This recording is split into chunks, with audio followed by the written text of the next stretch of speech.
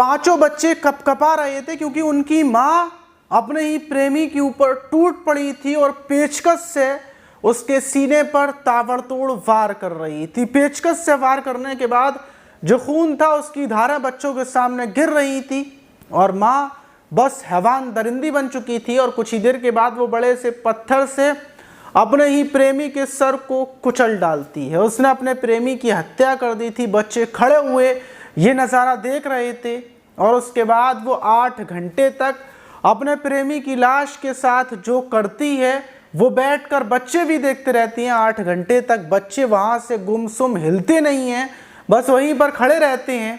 और पूरे 8 घंटे के बाद महिला खुद थाने पहुँच जाती है। लेकिन सवाल ये कि आखिर वो विधवा महिला अपने 4 बच्चों के साथ थी और प्रेमी का 1 बच्चा, टोटल 5 बच्चों के सामने ही उसने अपने प्रेमी को क्यों मार डाला और कैसे मारा, उसने खुलासा क्या किया। जब वो थाने पहुंचे पूरी घटना क्या है, पूरा मामला क्या है, जब इसको आप सुनेंगे तो दंग रह जाएंगे। तो चलते हैं और जानते हैं कि आखिर एक विधवा माँ ने अपने ही बच्चों के सामने प्रेमी की हत्या क्यों कर दी। तो चलते हैं।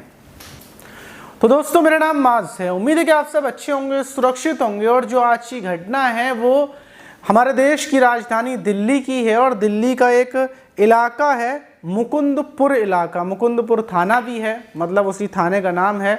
और 24 अक्टूबर की लगभग रात के 10:30 बज रहे थे कि मुकुंदपुर थाने में एक महिला आती है। महिला आती है, 10:30 का टाइम था।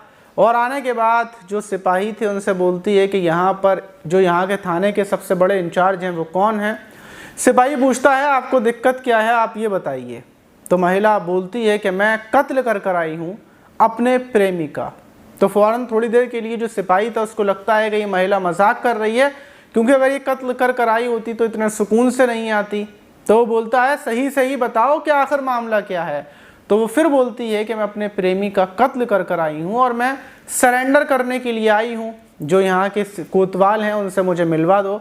फ़ौरन जो सिपाही था वो अपने कोतवाल को बुलाता है। नीचे थाना प्रभारी पहुँचते हैं और महिला से पूछते हैं कि बताओ क्या मामला है, कहाँ कत्ल कर आई हो, किसका कत्ल कर आई हो। तो वो बोलती है कि मुकुंदपुर इलाके में ही एक किराए का मकान है, वहीं पर मेरे प्रेमी की लाश पड़ी हुई है और मैं उसको मार कर आई हूँ। फ़ौरन जो ऐसे जो कोतवाल साहब थे एक टीम निकालते हैं और महिला को गाड़ी में बिठाया जाता है और जो एड्रेस वो मुकुंदपुर का बताती है उस घर में पहुंचते हैं। और जैसे ही पुलिस वाले अंदर घुसते हैं तो देखते हैं कि सामने 5 बच्चे हैं, जिसमें किसी की उम्र 7 साल, 8 साल, 9 साल ऐसे है।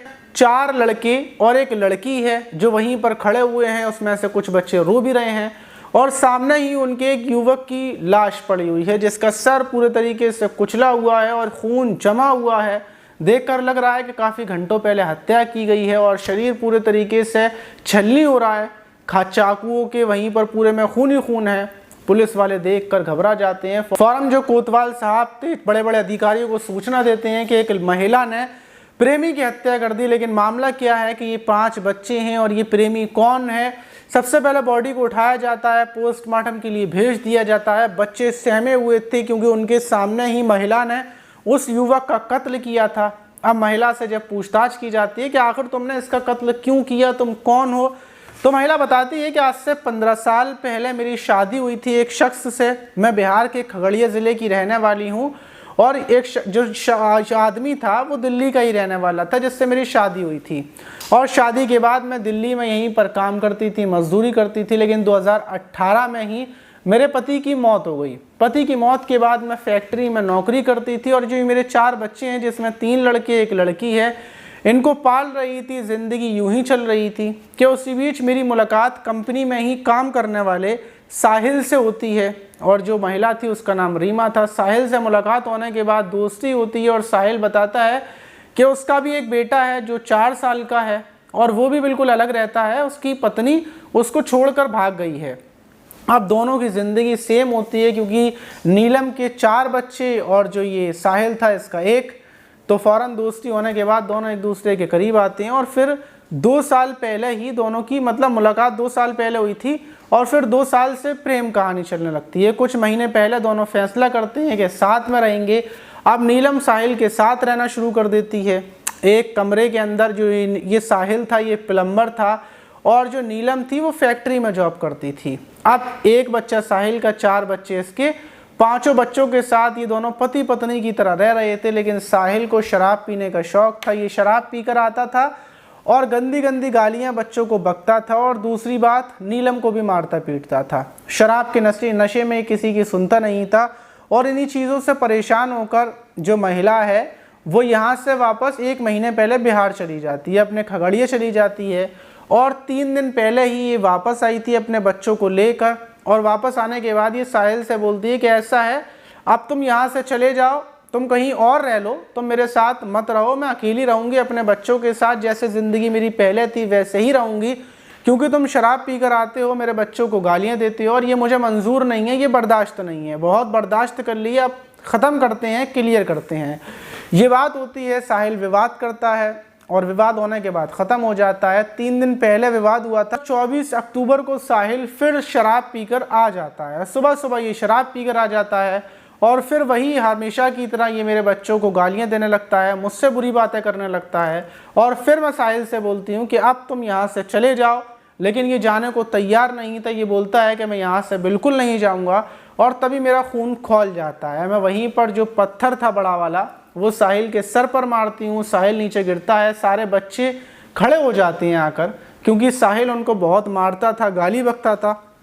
उसी बीच मैं पेचकस उठाती हूँ और साहिल के ऊपर टूट पड़ती हूँ, क्योंकि मैं तंग आ चुकी थी अपने बच्चों को गालियाँ पड़वाकर, खुद भी मैं टॉर्चर होती थी, और इसी चीज़ से तंग आकर मैं साहिल की हत्या कर देती हूँ। साहिल की मैंने हत्या कर दी थी, और हत्या करने के बाद फिर 8 घंटे तक मैं इस टेंशन में रहती हूँ कि मैंने साहिल को मार दिया, मैं क्या करूँ, अगर मैं पुलिस के पास जाऊँगी तो फिर मैं बच्चों से नहीं मिल पाऊँगी, ये सब कुछ सोचती रहती हूँ। 8 घंटे तक मेरे बच्चे रोते रहते हैं, बच्चे खड़े हुए थे, मेरे पास कोई रास्ता नहीं था, अगर मैं भागती हूँ तो मुझे अपने बच्चों को छोड़कर भागना पड़ेगा, और ये सब कुछ मुझसे नहीं हो सकता था। मैं चाहती थी कि मैं पुलिस मुझे पकड़ ले, लेकिन मेरे बच्चों को अच्छी जगह पहुँचा दे, इसीलिए मैं थाने में आई थी और मैंने खुद को सरेंडर किया था। वहीं पुलिस ये सुनने के बाद महिला के ऊपर केस दर्ज करती है, महिला को जेल भेज दिया जाता है। दूसरी तरफ जो महिला के बच्चे थे और साहिल का जो बेटा था उसको साहिल के रिश्तेदारों को दे दिया जाता है, और महिला की जो दादी दादा हैं उनके पास चारों बच्चों को पहुंचा दिया जाता है। तो आप समझ सकते हैं कि इस टाइम पर इंसान के लिए कत्ल करना बिल्कुल एक खेल सा हो गया है, उसका मन चाहता है और वो कत्ल कर देता है।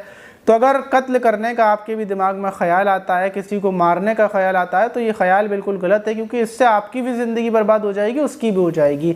ढेर सारे हमारे पास रास्ते होते हैं, हम बच सकते हैं। अगर रीमा चाहती तो खुद अपने बच्चों को लेकर वहाँ से चली जाती, बिहार चली जाती, उसमें उसके बच्चों को माँ का प्यार मिलता। अब पहले पिता चल बसा, अब जो माँ थी, माँ को जेल हो गई। मतलब बच्चों को तो इसमें कोई गलती नहीं थी, लेकिन इसमें सज़ा बच्चों को मिलेगी, साहिल के बच्चे को भी और रीमा के बच्चे को भी। तो हमें अपनी ज़िंदगी के बारे में नहीं सोचना है, हमें सब के बारे में सोचना है, जो लोग हमसे जुड़े हुए हैं उनके बारे में। अगर आप कुछ गलत करते हैं तो आपके परिवार को क्या तकलीफ़ होगी, क्या नहीं होगी, हर एक बात को सोचना है। तो अगर आप सोचेंगे तो आपसे क्राइम नहीं होगा और आप अच्छे रास्ते पर चलेंगे। आप इस घटना पर क्या बोलेंगे कमेंट बॉक्स में ज़रूर बताइएगा। और इससे पहले वाली वीडियोज़ में जिन लोगों ने कमेंट्स किए थे और इसमें जो कमेंट्स करेगा उनके कमेंट्स को मैं अगली वीडियो में पढ़ूंगा। तो जल्दी से नीचे जाएँ और कमेंट्स कर दें।